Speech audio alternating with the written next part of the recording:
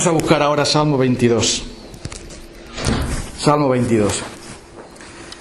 Este salmo que vamos a leer ahora, si lo leemos con atención, después me vais a decir a quién se refiere este salmo, de quién habla. ¿Vale? El salmo número 22. Dice así: Dios mío, ¿por qué me has desamparado? ¿Por qué estás tan lejos de mi salvación y las palabras de mi clamor? Dios mío, clamo de día y no respondes, y de noche y no hay para mí reposo. Pero tú eres santo, tú que habitas en las alabanzas de Israel. En ti esperaron nuestros padres, esperaron y tú los libraste. Clamaron a ti y fueron librados. Confiaron en ti y no fueron avergonzados. Mas yo soy gusano y no hombre, oprobio de los hombres y despreciado del pueblo. Todos los que me ven me escarnecen, estiran la boca, menean la cabeza diciendo: se encomendó a Jehová, líbrale él, sálvele, puesto que en él se complacía. Pero tú eres el que me sacó del vientre, el que me hizo estar confiado desde que estaba en los pechos de mi madre. Sobre ti fui echado antes de nacer. Desde el vientre de mi madre, tú eres mi Dios. No te alejes de mí, porque la angustia esté cerca, porque no hay quien me ayude. Me han rodeado muchos toros fuertes, toros de Basán me han cercado. Abrieron sobre mí su boca como león rapaz y rugiente. He sido derramado como aguas, y todos mis huesos se descoyuntaron. Mi corazón fue como cera, derritiéndose en medio de mis entrañas. Como un tiesto se secó mi vigor, y mi lengua se pegó a mi paladar. Y me has puesto en el polvo de la muerte. Porque perros me han rodeado, me han cercado cuadrillas de malignos, horadaron mis manos y mis pies. Contar puedo todos mis huesos, entre tanto ellos me miran y me observan. Repartieron entre sí mis vestidos, y sobre mi ropa echaron suertes. Mas tú, oh Jehová, no te alejes, fortaleza mía, apresúrate a socorrerme, libra de la espada mi alma, del poder del perro mi vida, sálvame de la boca del león, líbrame de los cuernos de los búfalos. Anunciaré tu nombre a mis hermanos, en medio de la congregación te alabaré. Los que teméis a Jehová, alabadle, glorificadle, descendencia toda de Jacob, temedle vosotros, descendientes de toda Israel. Porque no menospreció ni abominó la aflicción del afligido, ni de él escondió su rostro, sino que cuando clamó a él le oyó. De ti será mi alabanza en la gran congregación, mis votos pagaré delante de los que le temen. Comerán los humildes y serán saciados, alabarán al Señor los que le buscan. Vivirá vuestro corazón para siempre. Se acordarán y se volverán al Señor todos los confines de la tierra, y todas las familias de las naciones adorarán delante de ti. Porque de Jehová es el reino y él regirá las naciones. Comerán y adorarán todos los poderosos de la tierra. Se postrarán delante de él todos los que descienden al polvo, aún al que no puede conservar su vida, su propia alma. La posteridad le servirá. Esto será contado de Jehová hasta la postrera generación. Vendrán y anunciarán su justicia. A pueblo no nacido aún anunciarán que él hizo esto. Y ahora, hermanos, ¿de quién se está hablando aquí? Toc, toc, toc, toc. ¿Hay alguien ahí? Hola. Mirad qué corbata tan bonita me he puesto hoy. Os estoy preguntando a vosotros. ¿De quién está hablando aquí el salmista? De Jesús. Muy bien. Alguien ha dicho que este es el salmo de la cruz, porque casi todo el salmo lo tenemos cumplido en la cruz. Y este salmo es un retrato o una mirada a la cruz. Es una mirada hacia aquel que estuvo en la cruz, que es Jesucristo. Es más, podemos decir que es una mirada a la gloria del Señor Jesucristo. ¿Tú sabes hace cuánto tiempo se escribió el Salmo 22? Se escribió 1000 años antes de que sucediera en los acontecimientos que ahora la gente religiosa celebra como la Semana Santa. 1000 años antes de que Jesús muriera en la cruz, ya la palabra de Dios estaba diciendo... ¿Ves por qué pasa con las corbatas? Mira lo que ha pasado. Si es que se te ha pegado aquí, 1000 años antes de que se cumpliera todo en Jesús, ya la Biblia estaba diciendo que iba a pasar. ¿Y eso por qué? ¿Conoces tú alguna profecía, algún libro que 1000 años antes, bueno, que digo 1000 porque hubo otras profecías antes, pero ¿conoces tú algún libro que hable de alguien que va a vivir dentro de miles de años y que se diga cómo lo van a acoger, o sea, cómo lo van a traicionar, cómo va a morir, qué va a pasar con su ropa, qué va a pasar con sus manos y sus pies, qué va a decir la gente cuando lo estén matando? ¿Conoces tú algún libro o algún profeta que sea capaz de eso? 1000 años antes ya Dios estaba diciendo a través del salmista David, que él no sabía muy bien lo que escribía, escribía su idea, lo que él le pasaba, pero él estaba hablando de alguien. David no fue taladrado con clavos, no, se murió en su cama tranquilo, rodeado de sus familiares. A David no lo crucificaron. ¿Y cómo es que David escribe sobre alguien que va a ser crucificado y dice estas palabras? A David no dijo, Dios mío, ¿por qué me has abandonado? Y los perros me han rodeado. ¿Cómo es eso? ¿Por qué? ¿Cómo es que este salmo está aquí? ¿Cómo es que hace 1000 años antes de que ocurriera, la Biblia está diciendo cómo va a morir Jesús? ¿Por qué? ¿Lo sabes? Muy sencillo. Porque es la palabra de Dios. Es la palabra de Dios. Y en ella se anuncia lo que va a venir. Y tal como la palabra de Dios dijo, así sucedió, sin perder ni un detalle. Y por eso cuando los evangelistas cuentan la historia de la cruz, ellos dicen varias veces, para que se cumpliese lo dicho por el profeta cuando dijo, repartieron entre sí mis vestidos, echaron suerte. La canción que se ha cantado antes recuerda un poco la historia. Entonces la Biblia es la palabra de Dios. Y lo que le pasó a Jesús estaba ya preparado, estaba dispuesto por Dios. Y así como sucedió en el pasado, sucede siempre con todo lo que anuncia la Biblia. Siempre. Así que este salmo nos muestra que todo estaba preparado por Dios. No es que eso de lo que ocurrió a Jesús fuera una casualidad, sino que todo estaba diseñado por Dios y se cumplió en su momento. Ahora tú, dime una cosa. Si la Biblia es la palabra de Dios, ¿tú la crees? ¿La crees? Te he dado una prueba, podría darte muchas más, pero te he dado una prueba de que la Biblia es la palabra de Dios. Porque hace 1000 años la Biblia estaba diciendo cómo iba a morir Jesús, y habría muchas más profecías que podemos decir, las 30 monedas de Judas, todas esas cosas.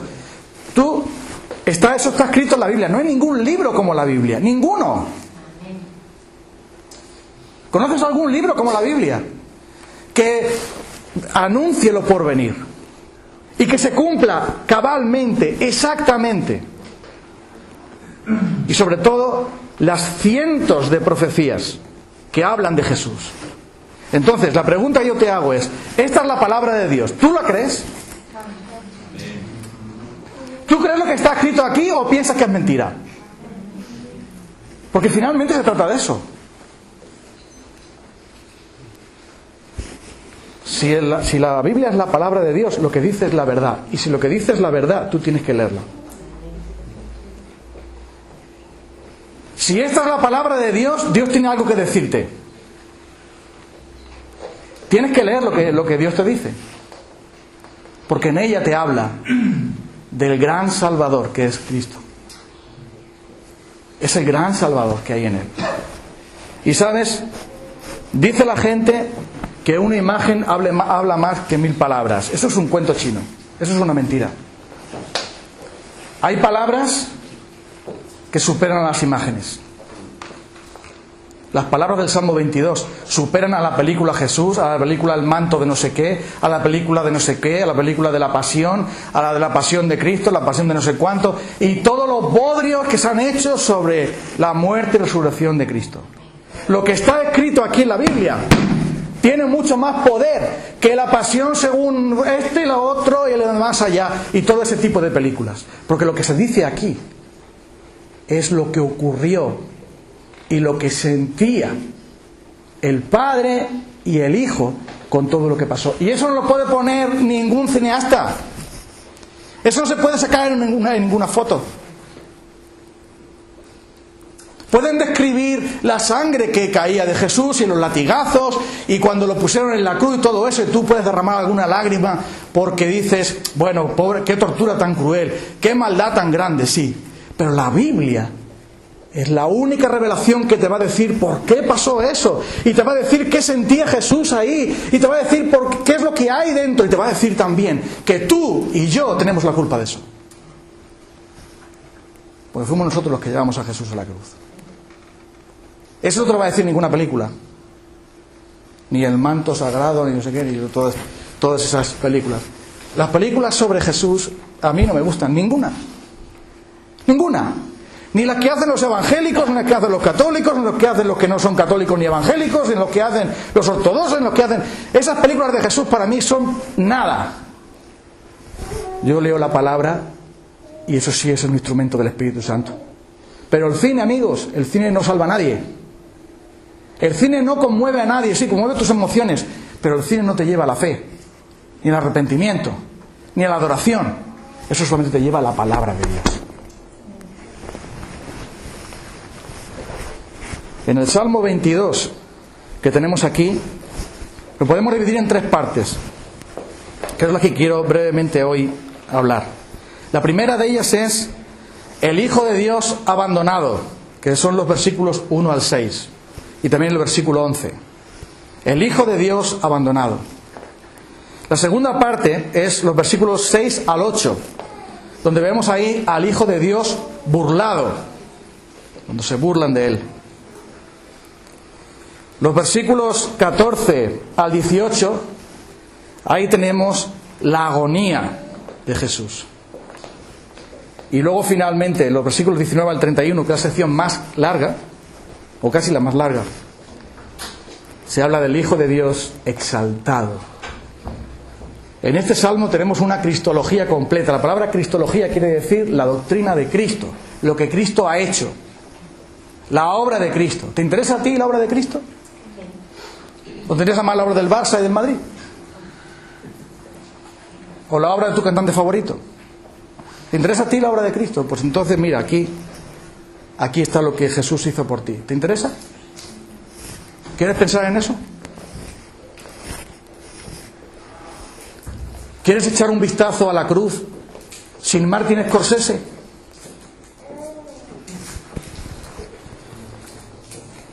Lo primero que vamos a ver es que Jesús fue abandonado por Dios. El Hijo de Dios fue abandonado. Dios mío, ¿por qué me has desamparado? Como dijo Jesús en la cruz con la lengua de aramea, que es la lengua que usaba Jesús normalmente. Elí, Elí, lama sabactani. Dios mío, ¿por qué me has abandonado? ¿Por qué dijo eso Jesús? ¿Has pensado en eso alguna vez? ¿Por qué dijo Jesús en la cruz, Dios mío, ¿por qué me has abandonado? ¿Es verdad que Dios abandona a sus hijos? No podía ver Dios encerrado. Ese es el punto.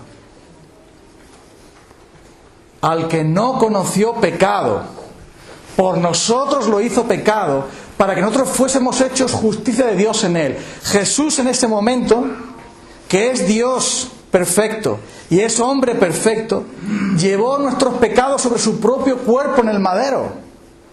Y por lo tanto, como Él llevaba el pecado, como Él era considerado pecador, como Él llevaba la maldición del pecado, Él fue colgado en el madero y es maldito todo aquel que es colgado en un madero. La maldición de la ley era sobre Él, porque Él, al llevar nuestro pecado, Él se hizo pecado. Él era un pecador entonces. Y por lo tanto el Padre tiene que abandonarle porque el Padre no puede tolerar el pecado. En el seno del Padre no habita el pecado. Nadie puede estar en su presencia si es impuro. Aunque solo tenga un pecado, jamás podría entrar al reino de Dios, a la gloria de Dios, porque Dios es santo, es perfecto. Y lo que está ocurriendo en la cruz es que todos nuestros pecados están puestos sobre Él. Y es por eso que Él dice, ¿por qué me has abandonado? Porque el Padre no puede ver a su Hijo, no puede aceptarle, no puede recibirle, no puede socorrerle, tiene que dejarle solo. Porque Él va a cargar con la culpa, va a cargar con la condenación del pecado.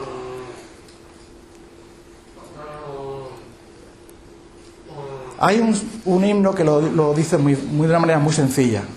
El Padre te desamparó para ampararme a mí. Y quiero que pienses en el Hijo de Dios desamparado. Durante toda la eternidad jamás el Padre y el Hijo se separaron. Y durante todo el tiempo que Jesús se hizo hombre y vivió en esta tierra, Él siguió siendo el Verbo de Dios.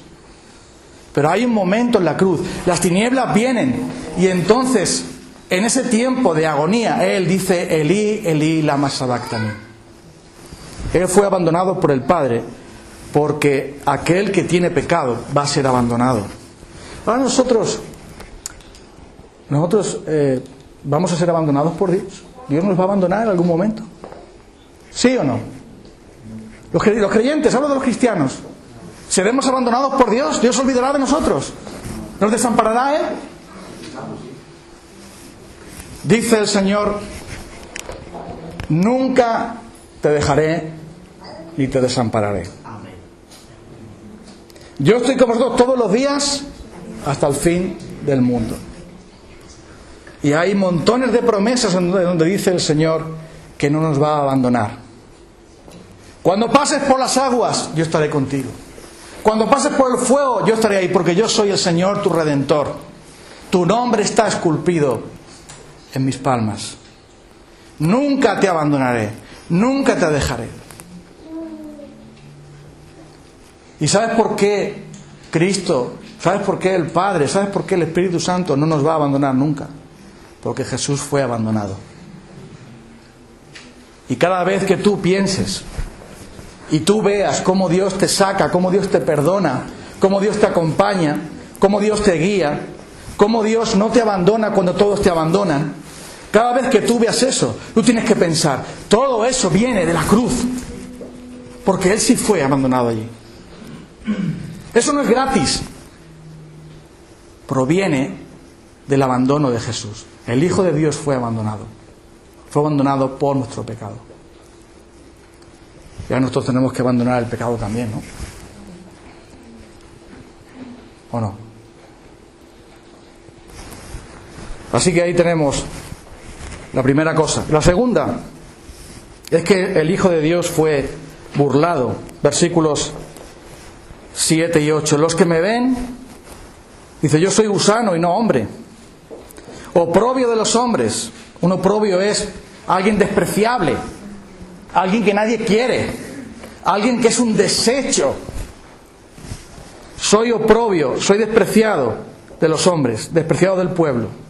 Todos los que me ven me escarnecen, estiran la boca y menean la cabeza. Pues tanto que eres tú, Dios, tanto que eres tú que clamas a Elí, déjalo a ver si viene Elí, le va a salvar el profeta Elí, porque unos confundieron. Se encomendó a Dios, bájenle Él. Quiero que pienses en esto, que el Hijo de Dios fue abandonado por el Padre, y el Hijo de Dios fue abandonado por sus discípulos también. Y el Hijo de Dios fue también rechazado por toda la gente que ve allí. Y no solamente le dejaban que muriera ahí por nuestro pecado, sino que además le injuriaban y le decían, pues si tú confías tanto en Dios, que Dios te baje.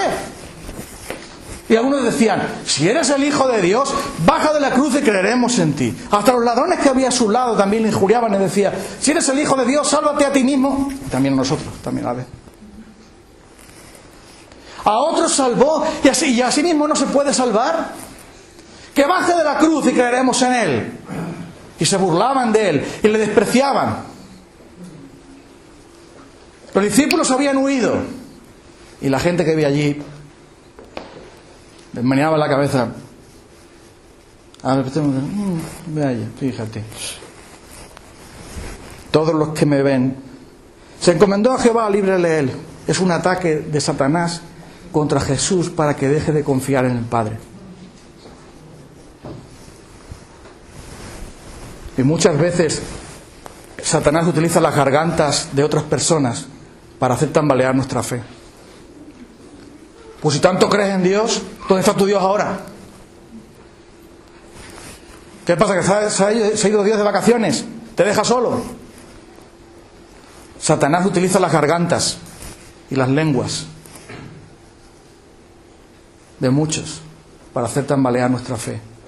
Y Jesús no solamente tiene que sufrir el pecado que lleva a él sobre su propio cuerpo, sino que además tiene que sufrir la injusticia y el pecado de otros con su propia lengua. Todos los que me ven se ríen de mí y se burlan. Una de las cosas peores que le puede pasar a alguien es sufrir solo. Eso es lo peor, ¿verdad? Si tú estás sufriendo mucho, pero tienes a tu alrededor personas que te aman, personas que te cuidan, personas que al menos están contigo, aunque sea que las has pagado para que estén ahí, pero por lo menos ves a alguien, a un ser humano ahí, a alguien que te acompaña, alguien que te consuela, que te da alguna palabra de ánimo. Pero todo lo que recibió Jesús, aquel que consoló a tantos, aquel que con su palabra salvó a tantos, aquel que con su palabra bendijo a tantos, la palabra de los hombres era maldición contra él, o silencio contra él. No hubieron palabras de aliento, sino de burla. Y esto nos lleva al punto culminante del Salmo, cuando leemos a partir del versículo 14, cómo Jesús está sufriendo por dentro. Eso no hay ninguna cámara que te lo ponga. No hay ningún libro de medicina que te lo diga. Eso está aquí en la Biblia. Mi corazón es como cera que se derrite. Mis huesos están descoyuntados. Se derriten en medio de mis entrañas. Mi lengua se ha pegado al paladar.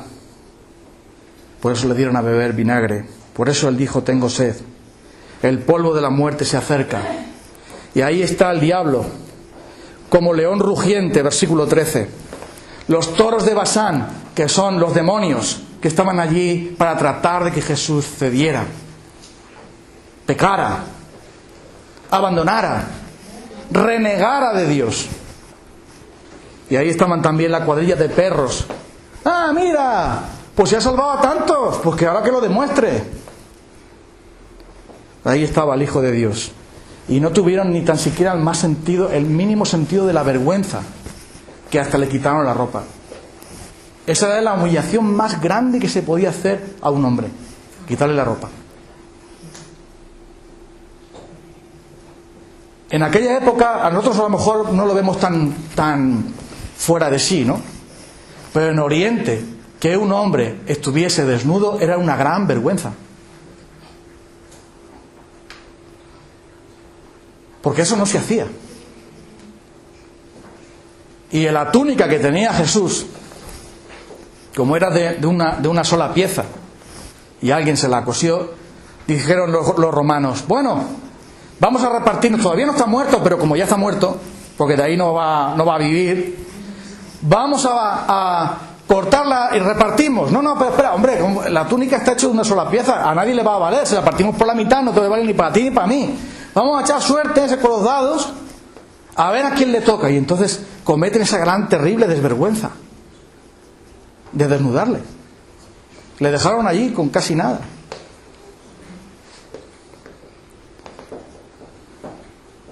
Es la humillación suprema.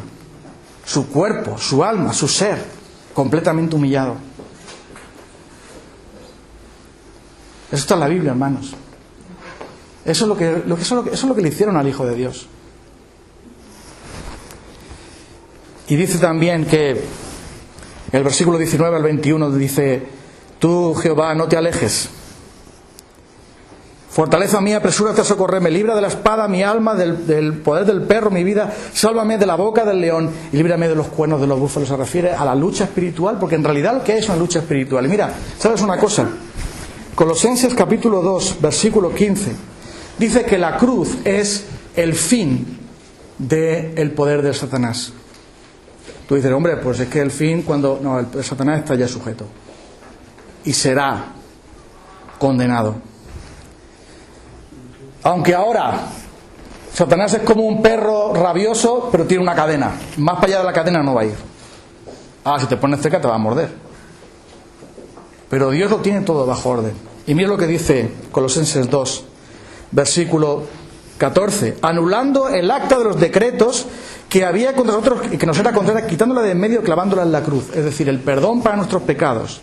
El acta que iba contra nosotros, la condenación. Y despojando a los principados y a las potestades, los exhibió públicamente, triunfando sobre ellos en la segunda venida. En la cruz. O sea, que lo que se refiere aquí Pablo es cuando los romanos conquistaban una ciudad, hacían una procesión con la gente para humillarlos. Les ponían cadenas y los colocaban a todos ahí, uno encadenado a otro, y los paseaban por mitad de la calle, por la calle del pueblo central, para la gente abuchearlos, porque eran los perdedores, los que iban como esclavos, los que iban o a morir por ejecución, o iban a la cárcel, o iban a ser simplemente esclavos. Y entonces la gran humillación de los derrotados era que te encadenaban y eras el espectáculo de todos los que vivían en ese pueblo. ¡Oh, mira, ya has caído y tal! Primero iba el rey. Cuando se conquistaba una ciudad, el primero que iba con la procesión de los perdedores era el rey.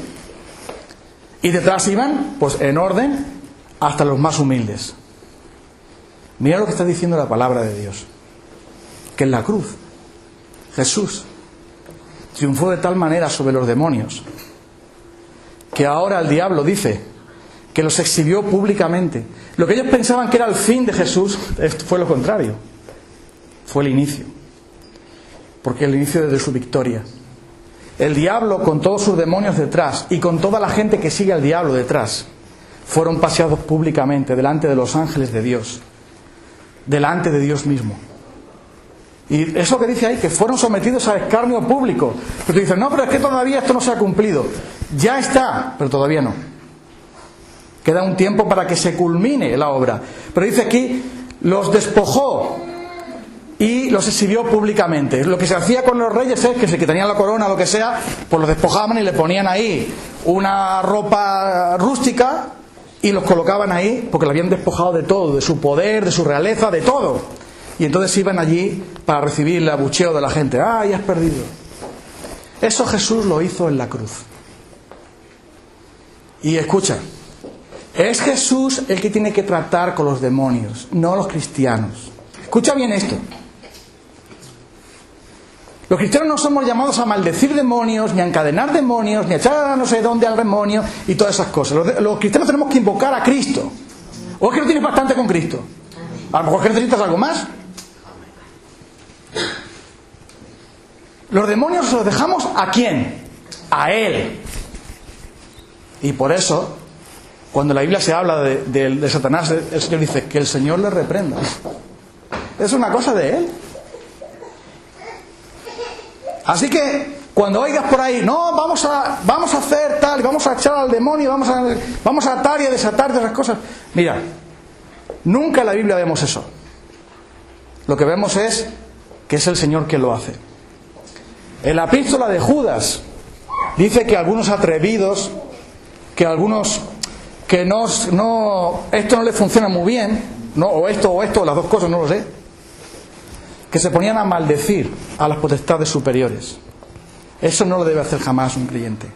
Y lo pone el ejemplo que dice que ni aún el ángel, cuando peleaba, se atrevió a hacerlo, sino que dijo que el Señor te reprenda, Satanás, que el Señor te trate contigo. Entonces, quiero que esto quede claro. Jesucristo venció a los principados y las potestades en la cruz. Y Él se ocupa de ese tema. Tú te ocupas de adorar a Cristo y enamorarte de Cristo y disfrutar de Él, que ya tienes bastante con eso. Y de la maldad, déjaselo a Él. ¿Vale? Y lo último de todo es la parte que tiene que ver con la exaltación de Cristo. ¿Por qué? Porque dice aquí, en este Salmo 22, desde el versículo 21, hay un detalle muy interesante. El versículo 21, al final del versículo 21, dice: líbrame de los cuernos de los búfalos. Y ese, en nuestra versión Reina Valera, acaba ahí el versículo. Líbrame de los cuernos de los búfalos, que es una manera de decir de los seres poderosos que atacaban a Jesús. Pero nuestra versión Reina Valera es casi perfecta, pero no es perfecta. Porque en el texto original donde se escribió este salmo aparece una frase. La frase: me has respondido. Falta ahí. No está ahí, falta. Pero está. Está. Líbrame de los cuernos de los búfalos. Me has respondido. Anunciaré tu nombre a mis hermanos. Es decir, lo que finalmente viene a decir ahí es que el clamor de Jesús, aquel que fue oído por su temor reverente, aquel que pidió socorro a Dios, cuando acaba la agonía, cuando acaba el infierno para él, cuando acaba toda la ira de Dios sobre él, Dios lo escucha y le salva. Y entonces, como me ha respondido, entonces viene todo lo demás. La exaltación de Cristo, por la cual se le adora a Él. Se acordarán y se volverán a ti todos los confines de la tierra. Toda rodilla se doblará delante de Él. Toda lengua confesará. En todas las naciones se dirá esto. Porque Él verá el fruto de la aflicción de su alma y quedará satisfecho. Con mi conocimiento justificará mi siervo justo a muchos. Llevará las iniquidades de ellos. Lo que Jesús hizo en la cruz, hermanos, fue vencer. Venció a la muerte, venció a Satanás, venció nuestros pecados, venció al mundo. Todo, absolutamente todo, quedó bajo sus pies. Porque Dios le levantó. Porque Dios aceptó su sacrificio. Porque Dios, a través de la cruz, nos dio a nosotros la vida. Y este salmo nos muestra al Hijo de Dios allí sufriendo, pero también nos muestra al Hijo de Dios venciendo. Cuando Él vuelva, no sabemos cuándo será, pero cuando Él vuelva, toda rodilla se doblará delante de Él. Y los que hasta el día de hoy le desprecian y dicen: va, no tienes nada que hacer. Los que hasta el día de hoy piensan que Él fracasó. Los que hasta el día de hoy confían en uno que está fijo en una cruz, crucifijo. Cristo no está fijo en ninguna cruz. Cristo venció la muerte. Y Él lo dijo muy claro: en tus manos encomiendo mi espíritu. Tú no dejarás que tu santo vea corrupción. No dejarás mi alma en el Hades. Tú me rescatarás, me mostrarás la senda de la vida. Lo que ocurrió con Jesús es que Él ha vencido por completo. Y ya no tenemos que tener miedo. Ya no tenemos que tener miedo a la muerte. No tenemos que tener miedo a los demonios. No tenemos que tener miedo a las pruebas. No tenemos que tener miedo al desprecio de la gente. No tenemos que tener miedo a ninguna cosa. Porque Cristo ha vencido todo eso. Se trata de creer en Él. ¿Crees tú en Él? Creer, ¿qué es? Es confiar. Creer no es decir: oye, lo de la Biblia parece verdad, ¿eh? Parece que es verdad eso. Claro, también las matemáticas son verdad. ¿Sabes? El telediario también es verdad. Pero lo que no se trata de decir: estoy de acuerdo con la Biblia y la Biblia es verdad. Se trata de confiar en Él. ¿Tú confías en Él? Cuando tú eches un vistazo a la cruz a través del Salmo 22, ¿qué es lo que tú ves? Yo veo dos cosas. Y son las dos cosas con las que nos vamos a quedar hoy. Lo que veo yo en la cruz es el horror de mi pecado. Eso veo yo en la cruz. ¿Qué ves tú? ¿A un mártir? ¿A un buen hombre que le hace una injusticia? Lo que yo veo en la cruz es el horror de mi pecado, la santidad, la justicia de Dios, que Él no puede aceptarme. que Él jamás me aceptará. Por eso envió a su Hijo. Cuando miramos a la cruz decimos, qué bueno fue ese hombre. Y no decimos, qué malvado soy yo cuando ese hombre tuvo que ir a la cruz. Eso es lo que yo veo cuando veo la cruz. Cuando veo la cruz, que no hablo de la cruz de la religión, ni crucifijo, ni nada de eso. Cuando yo pienso en la cruz del Calvario, pienso, yo tendría que estar ahí. Es por mi culpa que yo paso eso. Son inmensos mis pecados. Yo soy un incrédulo. Soy un hombre orgulloso. Soy codicioso. Tengo malos pensamientos. No amo a Dios como debiera. No amo a mi prójimo como debiera. Soy egoísta.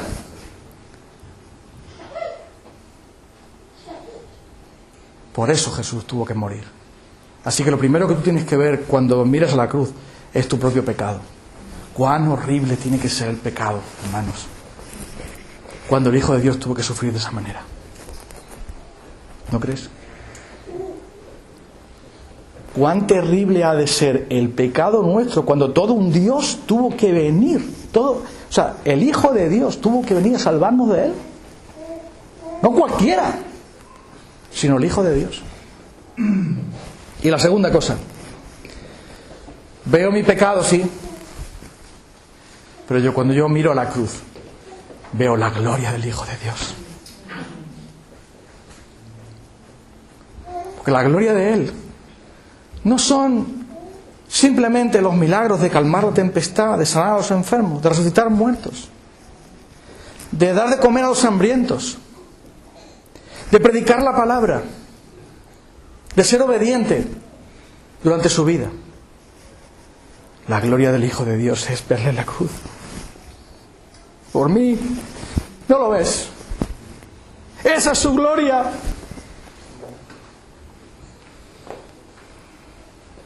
La gloria de Cristo es su cruz. Es que Él estaba allí. Es que Él dijo, Dios mío, ¿por qué me has abandonado? Él fue el que dijo, tengo sed. Él fue el que dijo, en tus manos encomiendo mi espíritu, consumado es. Él fue el que se quedó solo allí. Él fue el que sufrió la condenación. Él llevó nuestros pecados. Se trata de Él. Y no hay nada tan glorioso como eso.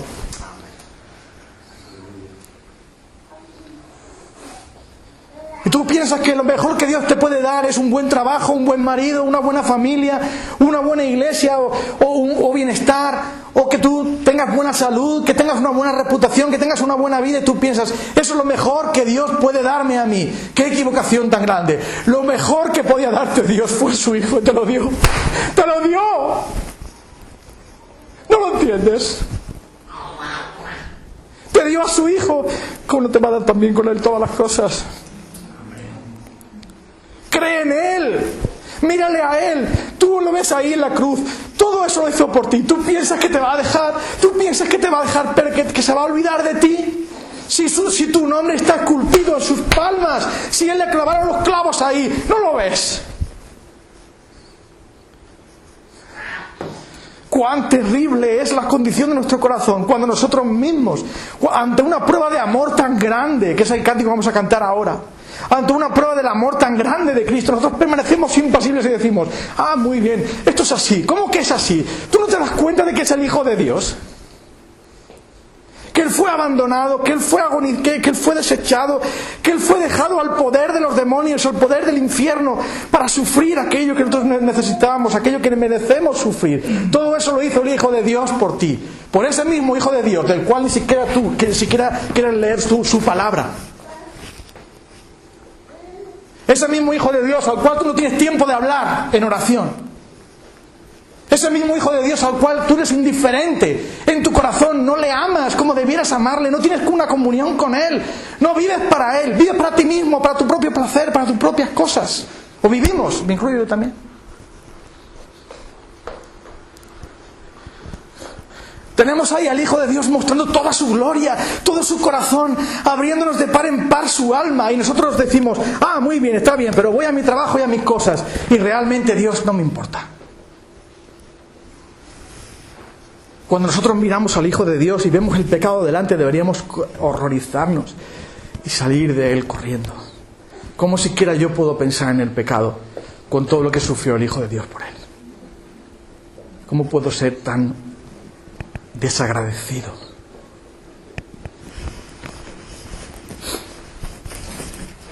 Así que esta Semana Santa, hermanos, no hace falta que vayamos a ver ninguna película. Abre la Biblia, que es gratis. Lee el Salmo 22. Lee lo que Jesús hizo por ti. Y dime, ¿qué es lo que vas a hacer tú? Todo eso lo hizo Él por nosotros. ¿Qué haremos nosotros por Él? Vamos a cantar esa canción, hermanos. Vamos a cantar la canción Amor tan grande, profundo y sublime.